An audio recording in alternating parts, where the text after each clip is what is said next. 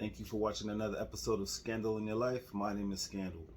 And those of you that know me, my people, I tell you, my little channel is your channel. So one of my guys, he heard one of the stories talking about cheating spouses and why women cheat, why men cheat and everything. So he wanted to tell his story. His name is Jay, and this is his cheating story. Here we go. What's going on, sir? Why don't you introduce yourself? Tell them who you are. Tell them what you want to talk about. All right, people. I'm Jay. I'm here to talk about cheating. I've done it before. When I was gonna do this video, I went to a lot of people. I went to the OGs. I even went to my girl. And the OG said there are two types of people who cheat. There's the cheater, the born cheater, the guy who don't give a fuck. He gonna cheat regardless. And then there's the opportunist. This is the person who, by happenstance, cheats. They get drunk one night. Things take turns, and things happen. Then when I spoke to my girl said people cheat because they're weak. Now, I've been both. I've been the cheater, and I've been the opportunist. I was in one relationship, let's call her Spanish Shorty.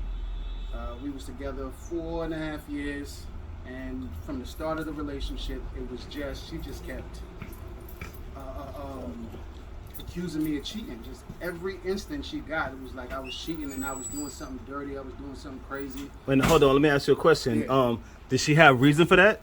Nah, I'm talking about the very beginning, since the very first day we got together. She really thought I was cheating. She really thought I was out here. She asked me if I was married. She asked me if I had kids. She went through the whole rundown. And one of her homeboys, like what really flipped things upside down was when me and her first started talking. She had a homeboy. Okay, now her homeboy what? Her homeboy, once he saw me, he thought I looked like somebody else. So he put it in her head that he knew me and he knew my kids, and I had kids with another girl, and I was a deadbeat dad. And that didn't end until Spanish Shorty actually spoke to my mom, spoke to my family, and realized that that wasn't me. I ain't got no kids.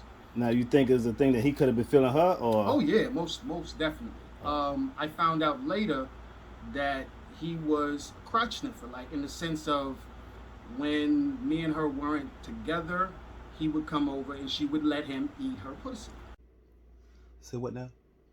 She would let him eat her pussy. She would let him eat her pussy. And she claims that she never let him beat or whatever it is, but he wanted that opportunity. No, well, this wasn't while you guys were together. Nah. Okay. This is before we even knew each other. And so from day one, I guess she had trust issues or whatever it was, I don't know. So in the beginning, I kind of took it as I have to reassure her. I have to let her know that it's not like that. I'm not one of those guys. I ain't got no kids. I ain't got no wife. I ain't got no girlfriend. Blah, blah, blah. I actually had to cut off all of my female friends for her. Any female that I had sex with, any female that I had talked about sex with, she really wanted to actually take my phone and call these females to make sure that there wasn't any type of relationships going on. I get that. So I put an end to that. I was like, nah, I'll do it. I took my phone and in front of her, not texting, I called him like, look, I got a girl, it's over, yada yada yada. It's a done deal. I'm off the market. I did that to all of my exes and all of my female friends. Kind of got to jump in on this one and say I agree. If you messed with somebody before, ever, if you had actual intercourse, if there was fellatio involved, cunnilingus involved, analingus involved, tongue kissing, that is no longer your friend.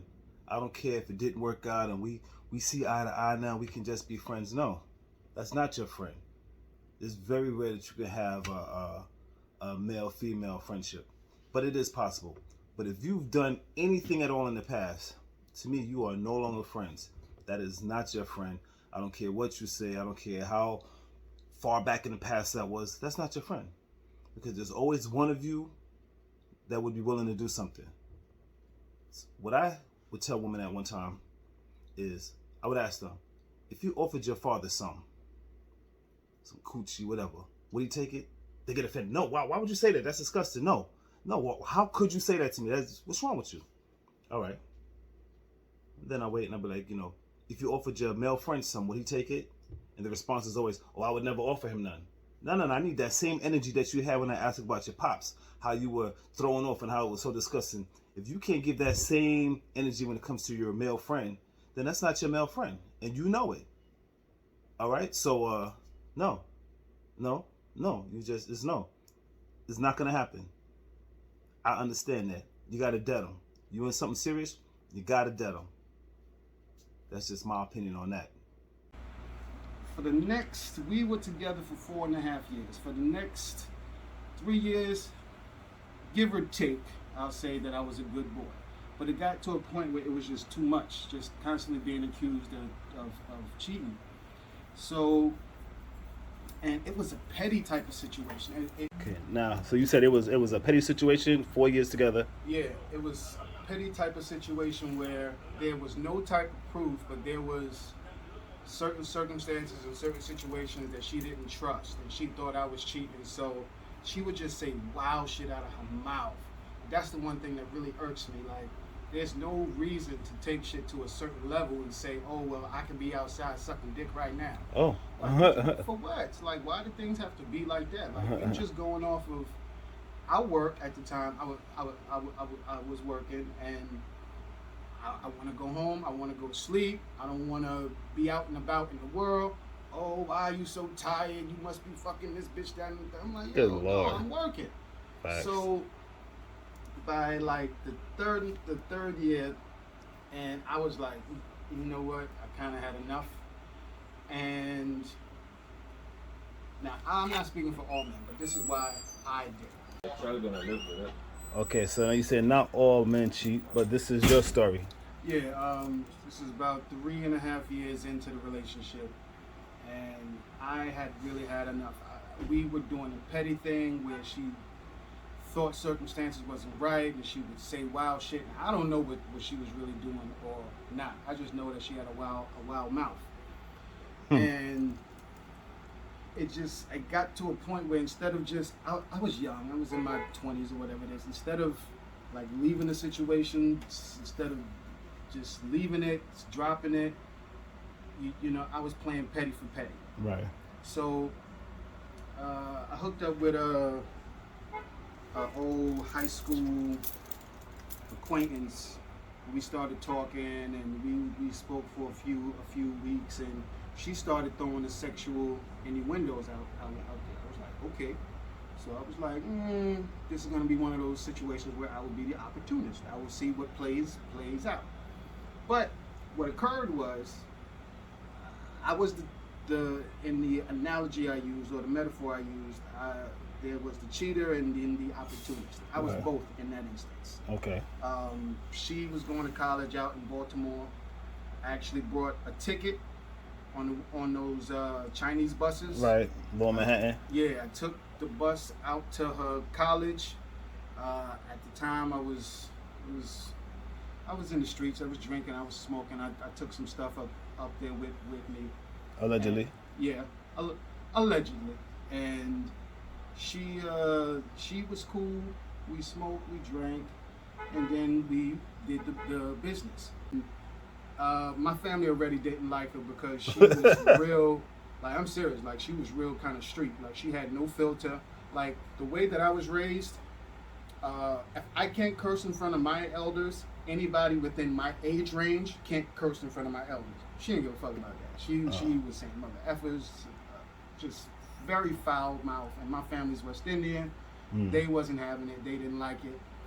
And my father said on multiple occasions, like, yo, like, you need to handle it. They didn't think that we needed to be together anyway because there was always issues. There was petty for petty. I'm the type, I don't like to argue. Right. I remember one instance where we were arguing about something in the beginning of the relationship. I was at home and we were supposed to go out that night. And I told her on the phone, like, yo, like, when I get there, we're not arguing. I don't want no beef. I don't want no problems. I want us to go out. I want us to enjoy ourselves. As soon as I walked through the door, pettiness, the nagging, the nastiness started immediately. So as soon as I came through the door, I laid down. She was talking, clucking and shit. And it was almost like a trampoline. As soon as I laid down, I jumped right back up. I was about to leave. And so we started tussling, and she's holding on to me. Don't leave me.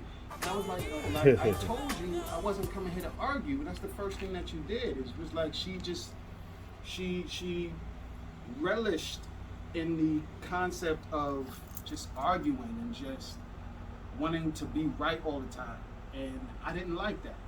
So from that point on, I kind of took everything with a grain of salt with her.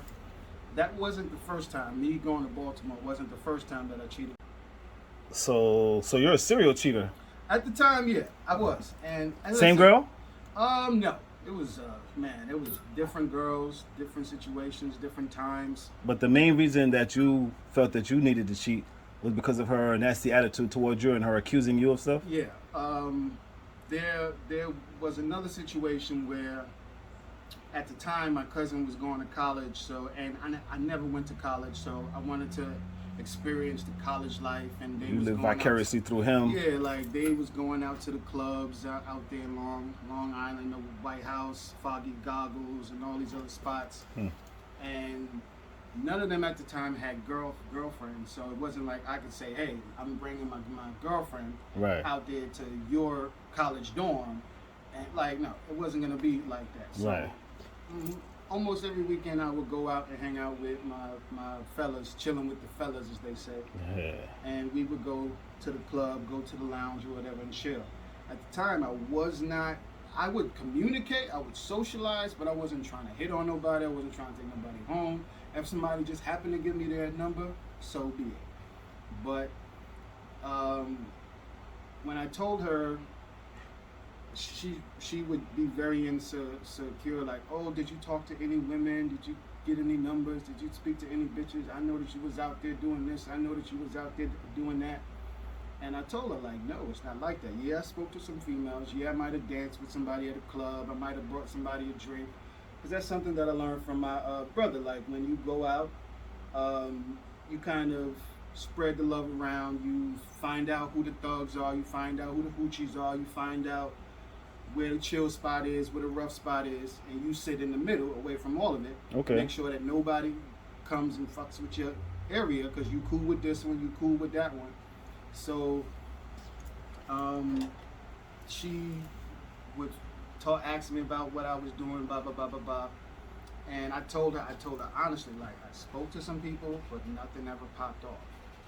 And then there was an instance where we had broken up, or we had taken a break. Yeah, all right. And she had went out with her homegirl. Her and her homegirl went on a double date with her homegirl's boyfriend and the boyfriend's friend. And when they were driving around somewhere out there in Queens somewhere, and when her girlfriend and the boyfriend got out of the car, she claims that the boyfriend's friend tried to kiss her. And I'm like, how is he trying to kiss you? You're not even supposed to be in a car with her. Like, first of all, you shouldn't be on a double date if you're in a relationship. Well, but you're on a break, though. Now, you're on a break. Remember that. That's what they say. So wait. Is that what she said, or is that what y'all both agreed to? Hold on. Now, the break, was that what she said? Is that what y'all both agreed to? What was the break? The break, was it mutual? I believe it was mutual, but I don't recall. It was so many years ago. Like, this was back in 2007. Okay, so how long was the break? The break was like a few days. Okay, that's not enough. All right, you know that's what I mean? not enough. 2 weeks, all right. You can go out and date. A few days, you still got to figure it out. All right, Yeah. so go ahead. Did she end up doing something with this guy, or you don't know? I don't know. The only thing she told me was that dude leaned over and kissed her. Oh. And I was like, okay. What made you decide to be like, nah? I don't know. I'm trying to recall what it was. Actually, what it was it was the big payback. It was the way that she wanted to get back at me for something that I had did the previous year. Cheating? No, it had nothing to do with cheating. What it was I had just started a job I was working a security, and when you start a new job, there's a probationary period, Right. 90 days or whatever it is. You can't call out sick, you can't book sick or whatever it is. This 90-day period fell in line with her birthday, Oh Lord. and she wanted to go to AC. She wanted to go to Atlantic City. And I tried to say it as nicely as possible, like, yo, at the time, I didn't really have a lot of prospects when Right. it came to work. I had to take what I could get. It was a off-the-books job or whatever it was, allegedly. Right. And I couldn't take time off, but she just kept pushing and pushing and pushing. And her favorite line was, oh, I'm not wifey if you're not doing this, that, and the third. I'm not you don't have any future plans for me if you're not doing this, that, and the third. So she tried to throw the whole guilt trip on you. Yeah, like, and guilt trips don't work. Like, Oh. Go ahead. they it feels like it pushes me in a corner. So this year you couldn't go out with her. So the following year she did what?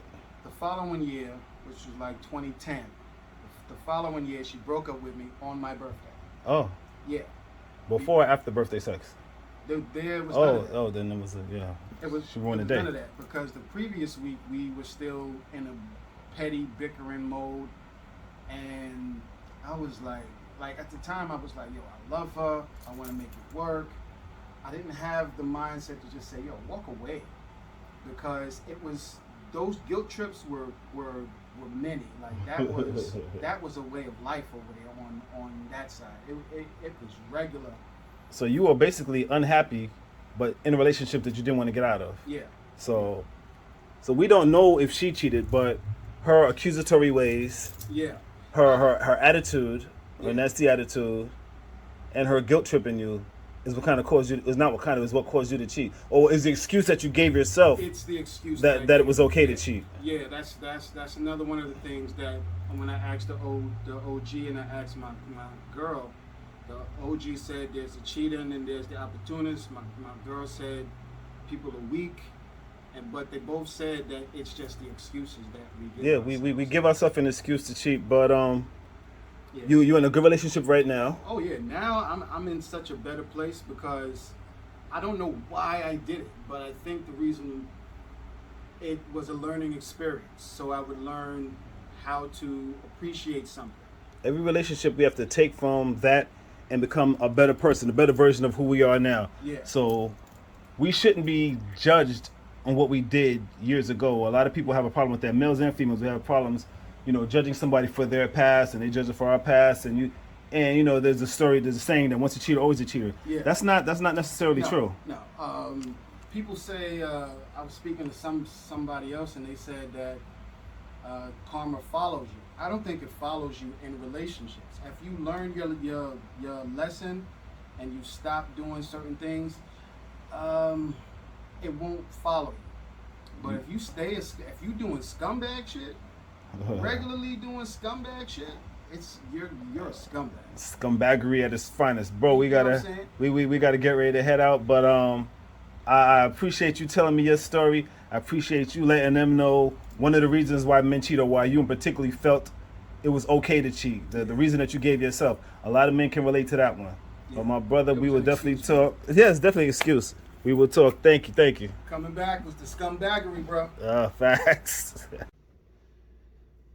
Well, that's Jay's story, and I'm pretty sure a lot of you out there can't relate to his story, and maybe that's the excuse that you give yourself to cheat.